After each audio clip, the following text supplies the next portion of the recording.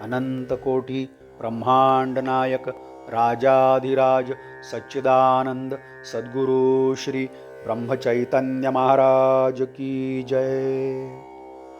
श्री राम समर्थ। 30 अक्टूबर।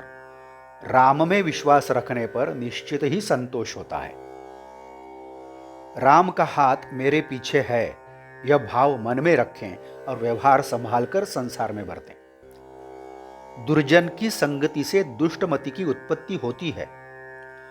रघुपति को भावपूर्वक पकड़कर रहें तो सब संकट दूर हो जाते हैं। भोग उपभोग में नाम का विस्मरण न हो, इसके लिए संतोष रखें। देह के भोग देह के माथे छोड़ें, उनका खेद न मानें। राम चरणों में विश्वास रखें तो सब कुछ अच्छा होगा। हमारा भार राम ने ले लिया है, इसे विश्वासपूर्वक सत्य माने। सद्गुरु की आज्ञा को प्रमाण माने, इसी को साधनों में साधन जाने। जो जैसा भी प्रसंग आए, उसे रघुपति की समीपता जाने। यह शरीर 2 दिन का है, अतः इसे सचमुच ही व्यर्थ न जाने दें। राम की कृपा उसी पर होती है जो राम नाम को हृदय में धारण करता है। जिसके मुख में नाम और हृदय में राम होता है, उसे आत्माराम प्राप्त होता है। गुरु चरणों में विश्वास रखें तो उससे निर्भयता अवश्य प्राप्त होती है। जो भी घटने वाला होता है वह होता ही जाता है, किंतु मन अकारण ही दुखी होता है। मेरा सुख दुख गृहस्थी में नहीं, यह जो समझ लेता है उसकी गृहस्थी निश्चित ही सुखमय होती है।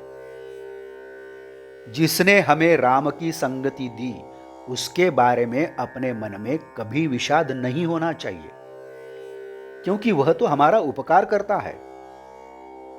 हमारी घबराहट का कारण साधन का विस्मरण होना है। प्रमुख बात यह है कि हम राम की भक्ति करें तो विषय की आसक्ति अपने आप गल जाती है। भगवान पर पूरा विश्वास रखें।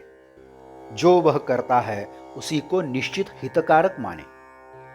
अंतकाल में जो भगवान का नाम लेता है उसे मैं अपने समान कर लूंगा, ऐसा भगवान का वचन है, इस पर पूर्ण विश्वास रखें।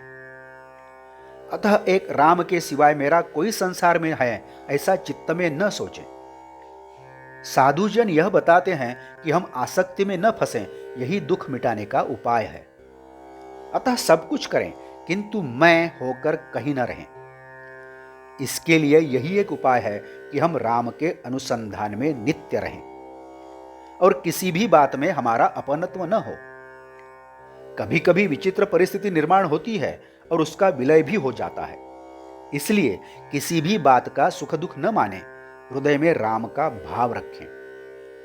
वाचा से मौन, हृदय में राम का प्रेम, अखंड राम का अनुसंधान, बस इससे अच्छा और कोई साधन नहीं है। इसे प्रमाण माने। जो केवल राम में ही विश्वास रखता है उसी को अवश्य संतोष होता है। अतः चित्त में राम का विश्वास रखें और व्यवहार को सही दिशा दें। साधन कुछ ऐसा हो जिससे साध्य सहज प्राप्त हो सके। साधनों में सर्वोत्तम साधन राम को अपना मानना है। हमेशा शुद्ध आचरण कर अपना मन पवित्र रखें। जिसके मुख में सदा नाम होता है वही राम कृपा से सुखी होता है। एक ही भगवान, एक ही गुरु और एक ही साधन, इस पर विश्वास रखने पर ईश्वर अवश्य कृपा करते हैं। आज का बोध वचन।